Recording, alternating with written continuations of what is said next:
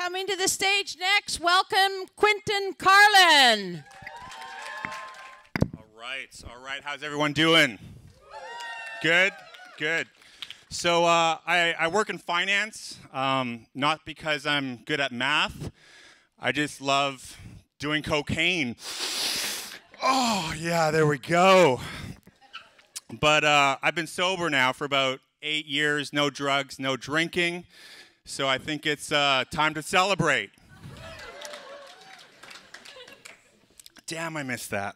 I'm just joking. I drink only on special occasions, right? Other than that, no drugs, no drinking. Except if I'm on a date and a girl brings out like some ecstasy and wants to party. I can't say no to that, right? But other than that, I'm like totally straight edge.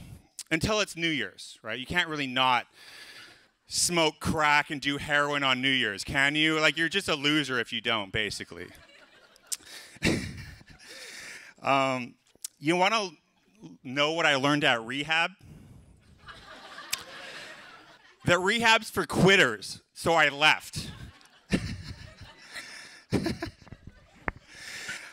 Speaking of partying, it's my dad's 81st birthday last week. There's more. And it's my son's 19th birthday on Sunday. Let's give it up for him, okay? Thank you very much. My dad's actually sitting front row right here. He's a creepy-looking old man. Love you, Dad.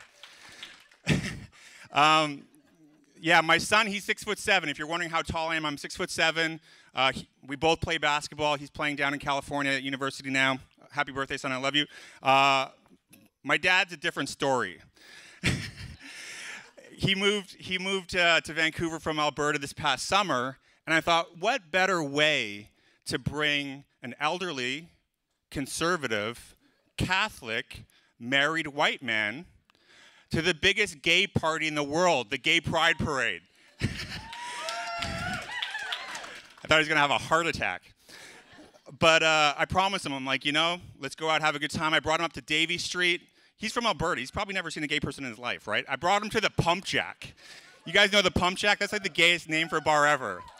And we walk in, the bartender's like naked, just serving shots of semen. Bunch of men dressed in leather, slurping them down aggressively. And there's a lot of toxic masculinity in that place. Talking about toxic masculinity, there's a lot in there. But I realized if Bonnie Henry really wanted to stop the spread of diseases during COVID, she would have shut that down like all the other bars. But what did she do? Do you remember that press conference? She started promoting using glory holes. What? Are you serious? She's not following the science. She's following the semen. Speaking of that, any singles here tonight? Put your hands up. Put your hands up if you're in a relationship. Hands up if you're in a relationship. Okay, now keep them up if you secretly wish you were single. Looks like everyone's single now. Let's party. I'll give you guys a tip, though. Gentlemen, in relationships, if you want your woman to keep her sex drive, make sure she doesn't eat that food that kills it. Heard what that is, that food? It's called wedding cake. Keep that away. After that, wedding cake goes inside of her. Nothing of yours will ever go inside her ever again. Oh, you know it's true.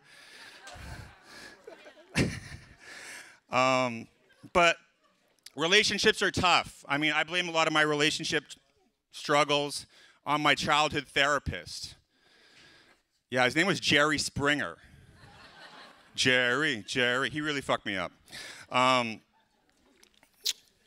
Like I said, we're from Alberta. Yeah, that's about the applause I think we would get for that. But when I first moved to Vancouver, I got really sick. I felt really weird. I was like, what's going on? So I went to get checked out. I thought I had COVID, actually. I was freaking out. It turns out I just got diagnosed. I tested positive for yellow fever. I guess you don't really know what that is. There's a lot of hot Asians in this city. There's none of them in Alberta. So that's the real virus out of China. Jeez.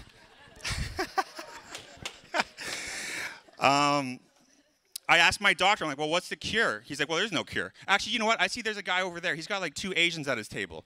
He's got it, you know? Like, there's a lot of guys that have that. One of them is my girlfriend. She's Japanese. Don't get triggered. And the other 2 are my friends, so I can say that. What was I saying? Yeah, so my doctor's like, well, the only way to get rid of that is to basically just go to Asia and just kind of bang it out of your system. It's like, okay. So I took a week to go to Asia, and I ended up staying for 10 years. Yeah, it was a long vacation. For real, I was in Asia for 10 years. And I only moved back because of COVID. It took a pandemic to make me come back home. But the best thing about being a tall white bro, as Michelle says, in Asia, is that you're kind of like a celebrity. You're kind of like a rock star, right? Like here, I'm just a normal white dude. Who cares? But in Asia, you walk down the street, and people will literally come up and just like take pictures of you, right? They're like, oh, you so tall. You big white boy, come over here. I felt like a fucking zoo animal.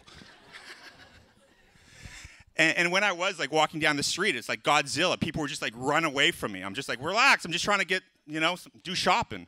The only bad thing about being in Asia was shopping, actually.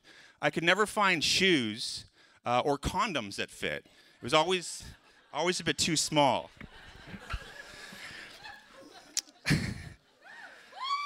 Thank you. But you know what? To be honest, Tinder in Tokyo was wild. Like I was killing it. 100% match rate. White privilege for the win again. And I don't understand why a lot of girls on dating sites, they put that they're vaccinated in their profile. It's not like any guy's ever going to be like, wait, before we continue here, I need to swipe your vaccine passport. Like girls, your profile could literally just be a list of all the STDs you currently have, syphilis, gonorrhea, even AIDS. And guys will be like, YOLO, and still swipe on you. That's really how desperate guys are to get laid. And if you don't believe me, I'll prove it. There's a religion that's based on this premise.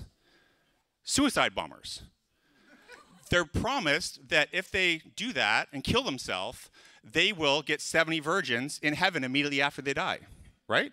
There's guys lined up for this. That's how desperate guys are. But what happens is, have you ever seen how happy and how excited a suicide bomber is before he blows himself up? He's like this. Boom! But instead of getting 70 virgins, he still gets laid, but instead, he's getting bent over and banged up the ass by Satan at the pump jack.